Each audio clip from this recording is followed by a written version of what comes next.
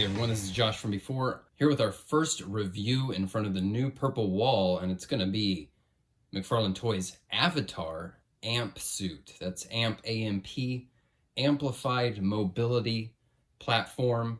Obviously, it's from the Avatar line, but I'm sure a lot of people are going to want to be using this as just a cool looking mech suit. I'm going to be picking up a decent number of releases from this Avatar series.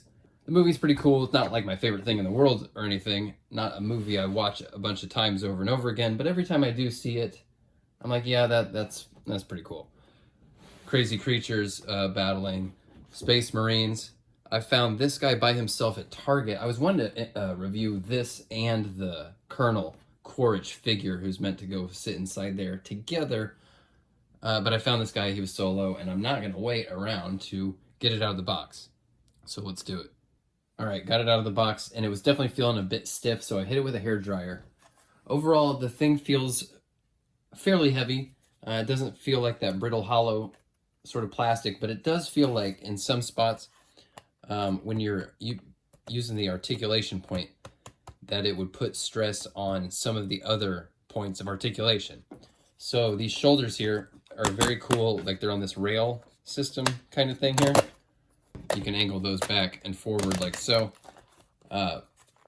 which is super cool. But when you move the shoulders, you're kind of putting some stress on where it meets this track here. So when you're moving some of these stiff joints, you kind of just want to brace the other side of the articulation point, so you're not putting too much unnecessary stress on the weaker spots of the plastic.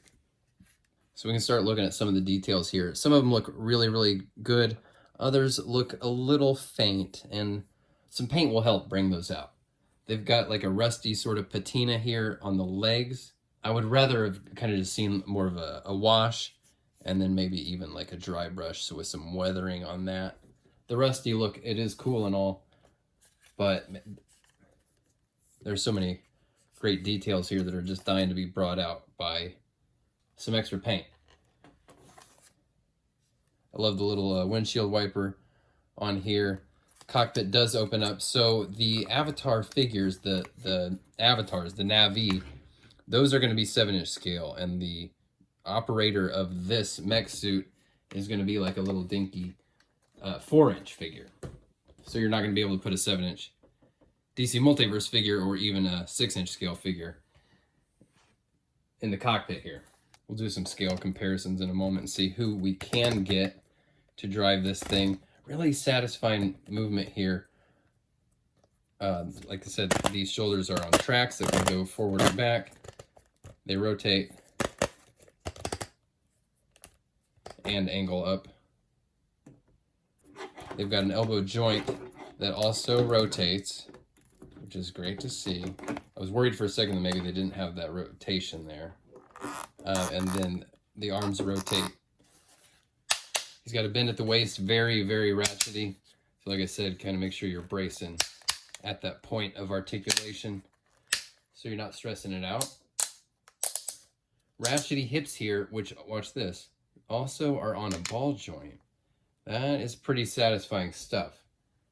The knees here are probably the stiffest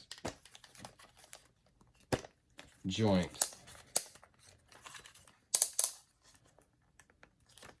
But they actually have a ton of range. So you could really have this guy stepping up. Oh, that's awesome. Love that. And then the ankles as well. Awesome looking tread there underneath the feet.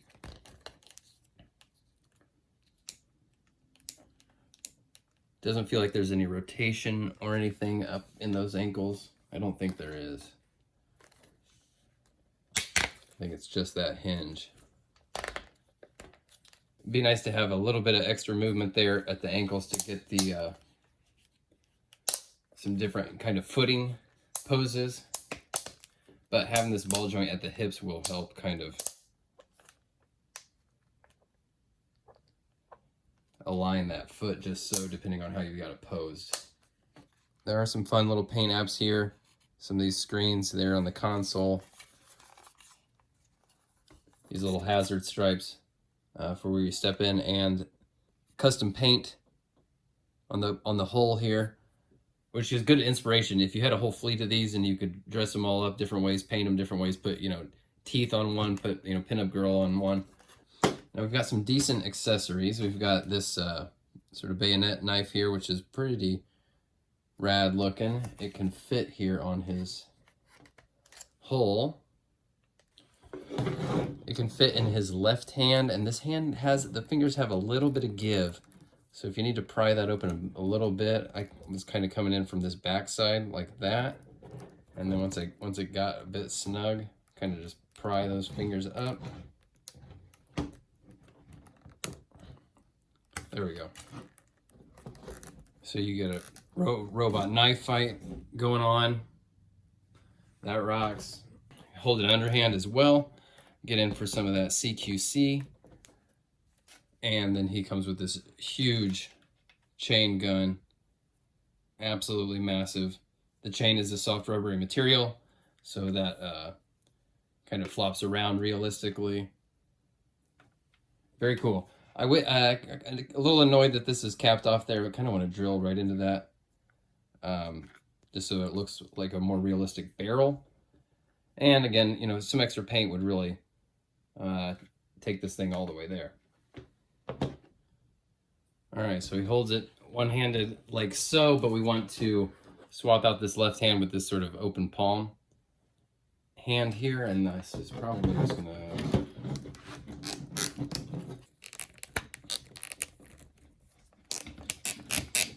And then holds the gun two-handed really well, I think.